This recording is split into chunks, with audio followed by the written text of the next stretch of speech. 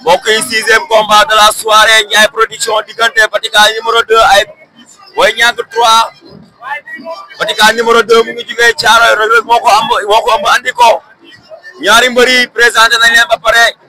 Ndiaye production moo woote Batika déggagul muñal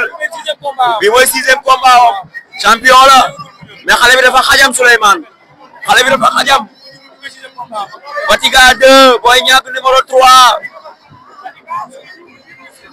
Boy Niang 3 Batika numéro 2 arbitre baa ngi taxaw ak ñoom ci géew bi muy 6e combat de la soirée Ndiaye production Fallou Ndiaye arbitre mu ngi wax ak ñoom Boy Niang 3 moo ñu wan ginnaaw ñu ngi jàkkaarloog Batika numéro 2 arbitre a ngi wax ak ñoom arbitre consulté na Sizi mu ne ndax pare ngeen arbitre sifflé na Boy Niang moo ñu wan ginnaaw def ngeen mul xonq li ñu ngi jàkkaarloo ki nga xamante ni mooy Batika numéro 2 Reug Reug moo ko am andi ko fii ci arène nationale xale bi moo juumul bi mooy 6e combat am xale bi déggagul mu ñël kooku di Batika numéro 2 xale bi dafa xajam macha allah tibb na suuf raxasu ñaari mbër yaa ngi leewtoo Boy Niang moo ñu wan ginnaaw def ngeen mul xonq li ndeysaan ñu ngi leewtoo bu diib Batika numéro 2 Boy Niang 3 round d'observation dara amagul Boy Niang Batika numéro 2 ndeysaan Batika moo ñu wan ginnaaw fi mu toll nii changement de position moo am la ilaha illallah ndeysaan Batika 2 Batika moo ñu wan ginnaaw Boy Niang ñu ngi xeex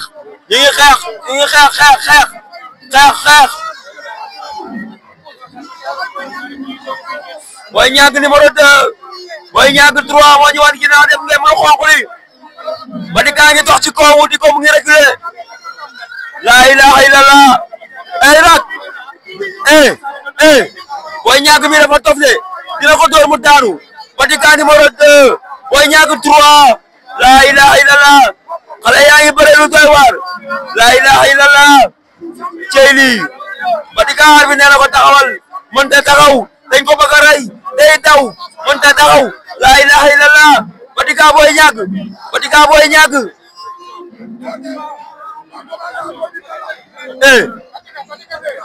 Batika la ilaha rak Batika Boy Niang arbitre puusal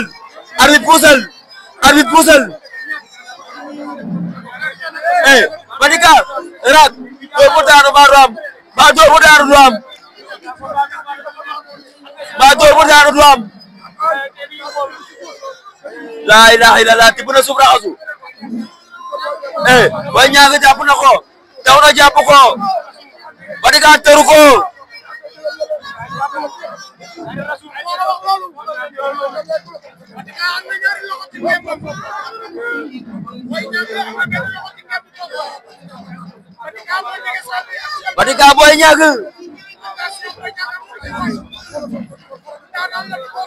Batika Boy Niang ci lamb ju neex ñaari xale yu mën a bëre la ilaha illallah Ndiaye production Fallou Ndiaye moo ñu woo Boy Niang 3 moo ñu wan ginnaaw def nga mul xonq li la ilaha illallah dara amagul Batika mi dafa mel ne dafa am lu muy togg ñoragul am na lu muy togg ñoragul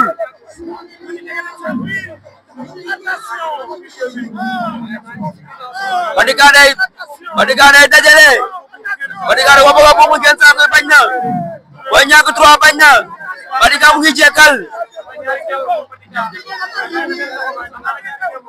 la ilaha illallah ci ñaari xale yi Boy Niang 3 Batika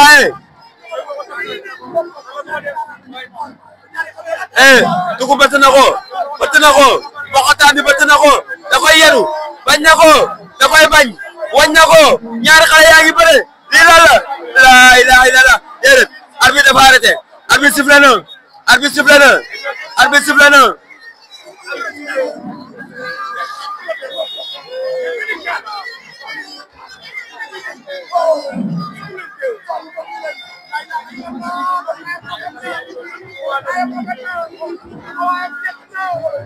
waxoon nañ leen ci géew bi dara amul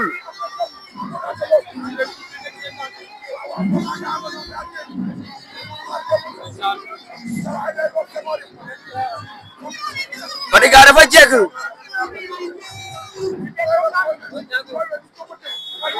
arbitre sifflé waat na Boy Niang 3 Batika numéro 2 dara amagul bu dee dañ bëggee ne saako yi arbitre waxoon na leen ci biir géew bi ñamante na ñaari mbër yooyu Batika Boy Niang 3 ñu ngi xeex Boy Niang daw la plan daan na ko la ilaha illallah Boy Niang 3 daan na ko jël bu rëy Boy Niang 3 daan na ko jël bu rëy Boy Niang daan na ko jël bu rëy Boy Niang daan na ko jël bu rëy la ilaha illallah Souleymane waaw ndeysaan ndeysaan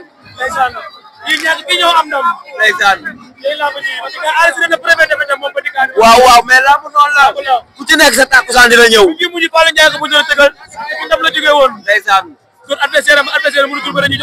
tey mu ñëw daanu waa lamb mel noonu ku nekk sa takkusaan la ilaha illallah Boy Niang 3 daan na ko jël bu rëy Boy Niang daan na ko jël bu rëy Boy Niang lan lay wax ak Babacar arbitre lu xew la ilaha illallah Boy Niang 3 daan na ko jël bu rëy waaye lamb noonu la démérité woo Batika numéro 2 démérité woo yaa ngi soog a dégg mu ñëw tey lamb noonu la lamb noonu la lamb noonu la ñaga ngi jooy ñaga ngi jooy ñaga ngi jooy ñaga ngi jooy tibb na suuf jox Anaconda mu ngay jaar si yaali ya mu ngay jaar si yaali ya ñaga génn na mu ngay jooy ndeysaan lamba ngi noonu lamba ngi noonu lamba ngi noonu